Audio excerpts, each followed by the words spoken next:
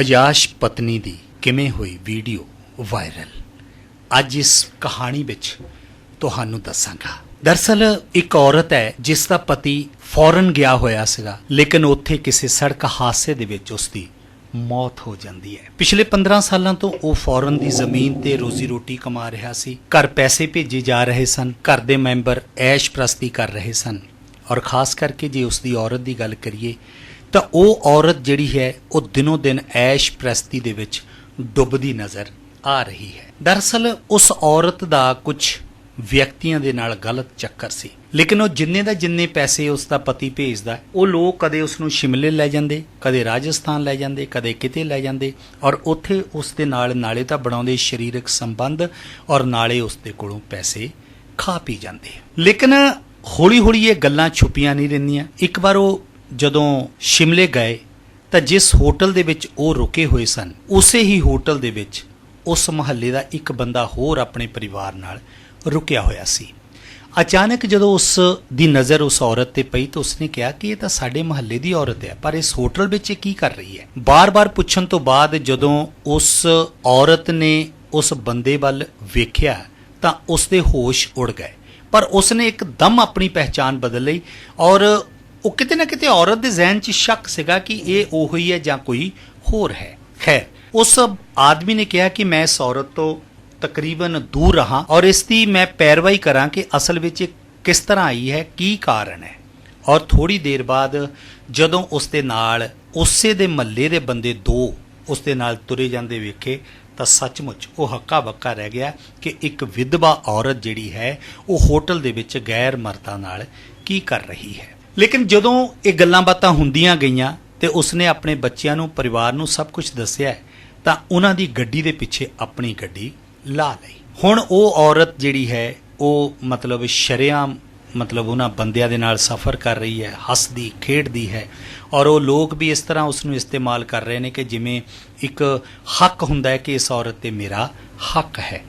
ਲੇਕਿਨ ਹੌਲੀ ਇਹ ਜਿਹੜਾ ਚੱਕਰ ਹੈ ਉਹਨਾਂ ਦਾ ਚੱਲਦਾ ਗਿਆ। ਆਖਰਕਾਰ ਸ਼ਾਮ ਹੋ ਗਈ। ਜਦੋਂ ਸ਼ਾਮ ਹੋਈ ਤਾਂ ਉਹ ਉਸ ਹੋਟਲ ਦੇ ਵਿੱਚ ਆਏ ਤਾਂ ਜਦੋਂ ਐਂਟਰੀ ਰਜਿਸਟਰ ਤੇ ਉਹਨਾਂ ਦਾ ਦੇਖਿਆ ਤੇ ਉਸਨੇ ਇੱਕ ਪਤੀ ਲਿਖਾਇਆ ਹੋਇਆ ਸੀ ਤਾਂ ਇੱਕ ਆਪਣਾ ਭਰਾ ਲਿਖਾਇਆ ਹੋਇਆ ਸੀ। ਔਰ ਉਸ ਤੋਂ ਬਾਅਦ ਉਹ ਹੱਕਾ ਬੱਕਾ ਰਹਿ ਗਿਆ।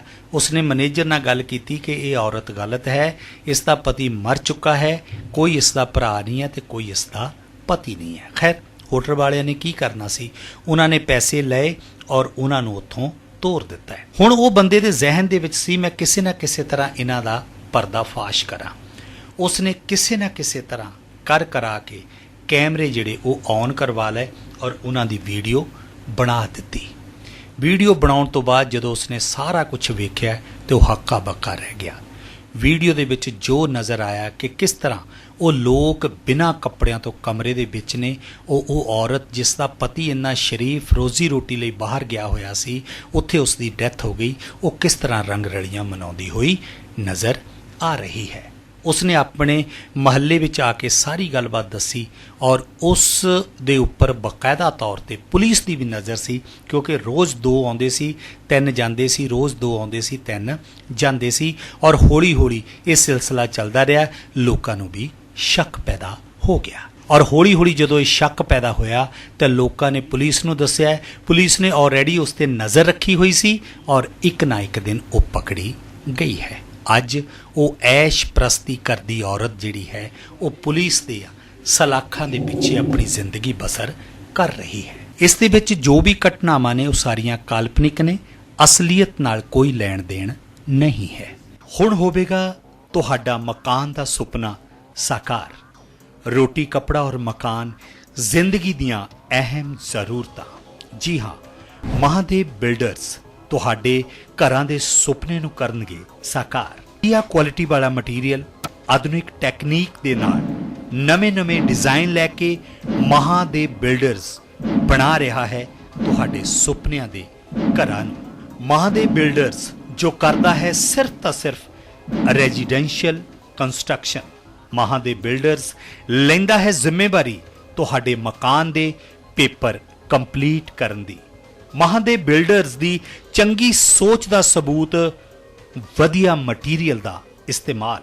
ਜੋ ਮਟੀਰੀਅਲ ਬਣ ਰਹੀ ਬਿਲਡਿੰਗ ਦੇ ਵਿੱਚ ਲਗਾਇਆ ਜਾ ਰਿਹਾ ਹੈ ਉਸੇ ਵਿੱਚ ਕੈਮੀਕਲ ਪਾ ਕੇ ਤਾਂ ਕਿ ਲੋਹੇ ਨੂੰ ਜੰਗ ਤੋਂ ਬਚਾਇਆ ਜਾ ਸਕੇ ਤੇ ਲੱਕੜੀ ਨੂੰ ਘੁਣ ਤੋਂ ਬਚਾਇਆ ਜਾ ਸਕੇ। ਪੂਰੀ ਬਿਲਡਿੰਗ ਦੇ ਵਿੱਚ ਪ੍ਰਾਇਮਰੀ ਲੋਹਾ ਟਾਟਾ ਕੰਪਨੀ ਦਾ ਹੀ ਯੂਜ਼ ਕੀਤਾ ਜਾਂਦਾ ਹੈ। ਨੀਆਂ ਭਰਨ ਤੋਂ ਬਾਅਦ ਮਿੱਟੀ ਦੀ ਭਰਤ ਨਹੀਂ ਪਾਈ ਜਾਂਦੀ ਬਲਕਿ ਫਲਾਈ ਐਸ਼ ਫੈਕਟਰੀ ਦੀ ਰਾਖ ਭਰਤ ਵਜੋਂ ਇਸਤੇਮਾਲ ਕੀਤੀ ਜਾਂਦੀ ਹੈ। ਆਪਣੀ ਪੱਕੀ ਰਹਿائش ਦਾ ਸੁਪਨਾ ਸਾਕਾਰ ਕਰਨ ਲਈ ਮਹਾਂ ਦੇ ਬਿਲਡਰਜ਼ ਨੂੰ ਜ਼ਰੂਰ ਯਾਦ ਕਰੋ। ਇੱਥੇ ਸਾਰਾ ਕੰਮ ਇੰਜੀਨੀਅਰਾਂ ਦੀ ਦੇਖ ਰੇਖ ਵਿੱਚ ਕੀਤਾ ਜਾਂਦਾ ਹੈ। ਵਧੇਰੇ ਜਾਣਕਾਰੀ ਲਈ ਤੁਸੀਂ ਸੰਪਰਕ ਕਰ ਸਕਦੇ ਹੋ ਮਹਾਦੇਵ ਬਿਲਡਰਸ 9915558556। दूसरा नंबर 8427920939।